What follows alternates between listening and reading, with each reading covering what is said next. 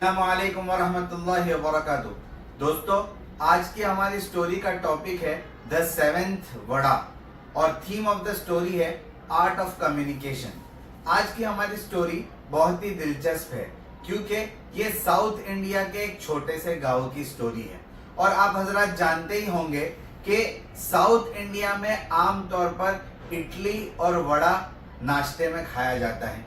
एक रोज एक शख्स सुबह सुबह साउथ इंडिया के एक छोटे से गांव में होटल के अंदर दाखिल होता है और जाकर कहता है कि आपके पास नाश्ते में क्या है।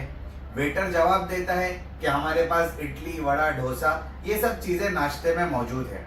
वो शख्स अजीब तरीके से वेटर को कहता है कि मुझे एक ऐसा वड़ा लाकर दो जो मेरी भूख को मिटा सके और उसकी कीमत क्या है ये भी मुझे बताओ। वेटर को उस आदमी की बात समझ में नहीं आती। वो बस ये कह देता है कि हमारे वहां एक वड़ा 10 रुपए का मिलता है। वो वड़ा लेकर आता है। वो शख्स एक वड़ा खा लेता है, उसकी भूख नहीं मिटती। 2 वड़ा खाता है, उसकी भूख नहीं मिटती। यहां तक कि वो 7 वड़े खा लेता है और 7वां वड़ा खाने के बाद उसकी भूख मिट जाती है। अब वो खाने से फारिग होकर काउंटर पर पैसे देने के लिए जाता है। जब उसको बिल बताया जाता है तो मालूम होता है कि 7 वड़े के उसको 70 रुपए यानी 70 रुपीस अदा करने हैं। लेकिन वो शख्स कहता है कि मैंने बिल्कुल साफ बात कही थी जब मैंने ऑर्डर दिया था कि मुझे उस वड़े की कीमत बताओ जो मेरी भूख को मिटा सके, और 6 वड़े खाने तक मेरी भूख नहीं मिटी। जो वड़ा मेरी भूख को मिटा सका वो सिर्फ 7वां वड़ा था। इस वजह से मैं सिर्फ 7वें वड़े की यानी एक ही वड़े की कीमत अदा करूंगा। दूसरे 6 वड़े जो मेरी भूख को नहीं मिटा सके उसकी कीमत मैं अदा नहीं करूंगा। ये कहकर वो एक वड़े के पैसे देकर वहां से चला गया। दोस्तों, यहाँ पर ये स्टोरी जो एक लतीफे के तौर पर सुनाई गई है उससे जो सीख मिलती है वो ये है कि आर्ट ऑफ कम्युनिकेशन का मतलब है प्रिपेयरिंग द माइंड। इस स्टोरी के ज़िम्न में अगर आप बात को समझना चाहते हैं तो बात इस तरीके से समझिए कि अगर आपके पास कोई कस्टमर आता है और आपको अपना प्रोडक्ट उस कस्टमर को बेचना है तो सबसे पहले आप उसके सामने अपने प्रोडक्ट का एक बेहतरीन प्रेजेंटेशन देंगे।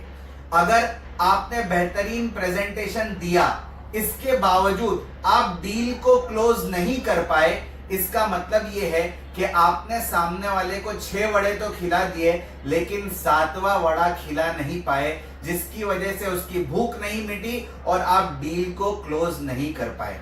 और अगर आपने सीधा अपने कस्टमर को प्रोडक्ट बेचने की कोशिश की और प्रोडक्ट बेचने से पहले अपने प्रोडक्ट का बेहतरीन प्रेजेंटेशन नहीं दिया, इसका मतलब यह है कि आपने उसको सीधा 7वां वड़ा खिलाने की कोशिश की, आगे के 6 वड़े नहीं खिलाए, जिसकी वजह से आपकी डील दोबारा क्लोज नहीं हुई। दोस्तों, यहां पर समझने की बात यह है कि आर्ट ऑफ कम्युनिकेशन का असल हासिल यह है कि आप सामने वाले के जहन को पहले प्रिपेयर करें और फिर अपनी बात पेश करें ताकि उसको आपकी बात समझ में आ सके। तो इस स्टोरी के 3 मॉरल्स और वर्ड्स ऑफ विजडम ये है।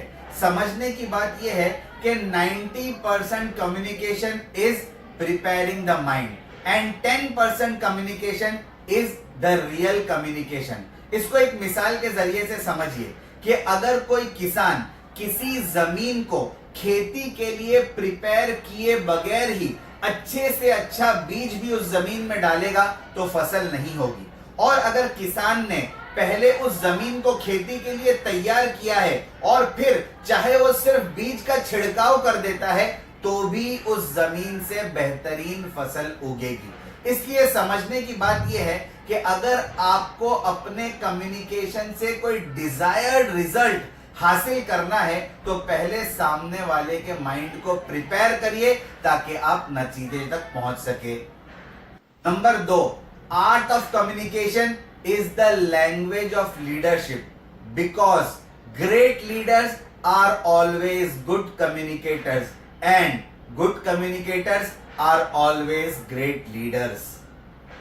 Number 3, if you really know the art of good communication, you can achieve anything and everything in your life.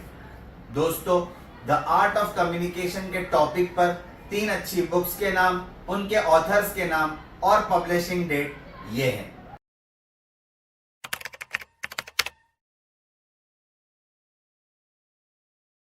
Thank you very much. जज़ाकल्लाहु अहसनल जज़ा।